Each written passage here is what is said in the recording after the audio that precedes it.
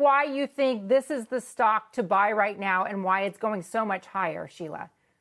Thanks, Contessa. So we have a buy on Boeing. And you saw United ordered about 25 more 737 MAXs. This is the plane that was plagued by 2 accidents in 2018 and 2019. So they're increasing their order book by about 15%.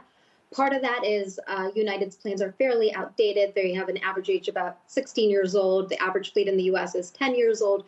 So they're upgrading their fleet, and they're pulling some deliveries forward into 2022, which is a fairly bullish sign that United thinks that a recovery is being pulled forward, and primarily a domestic recovery, and that's what the 737 MAX fuels domestic flights. Boeing, we have a buy rating on it. They have some free cash flow issues in 2021. They're still going to lose money this year. 2022 gets a bit better, but on 2023, we think these guys could earn about $15 a share, which is above the bull case some folks have out there. And that's normalized, excluding some of the inventory benefits these guys get. And at a 5.5% yield, that drives our $275 price target. You know, if Boeing were a Bible story, it might be Job, that it just got hit by all kinds of onslaughts of bad news all at the same time. Just when the 737 MAX was grounded, then the pandemic on top of it, which had widespread impact on this aircraft manufacturer.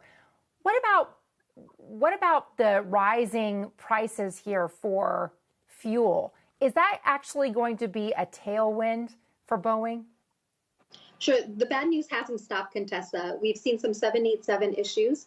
The 787 isn't as important as the MAX, but they haven't been able to deliver some for the last few months.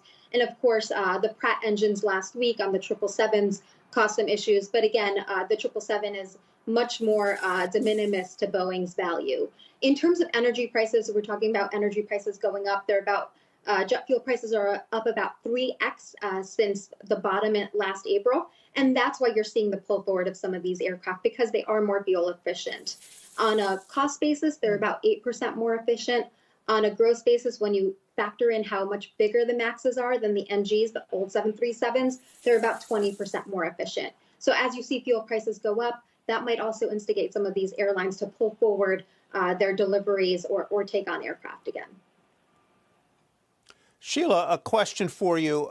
Do you follow, do you know, what can you tell us about whether consumers are still concerned about getting on the 737 MAX? Is there any stigma? Do you see any rebookings that are taking place, or are, if that exists, are those rebookings de minimis? Thanks, Tyler. That's a question we get asked over and over again, and we're finding that there is no stigma with the MAX.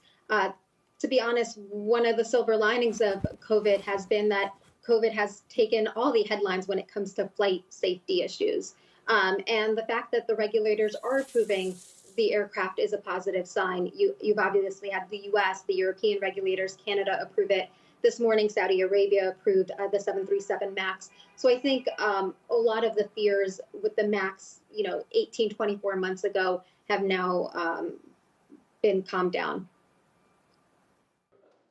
Shepard Smith here. Thanks for watching CNBC on YouTube.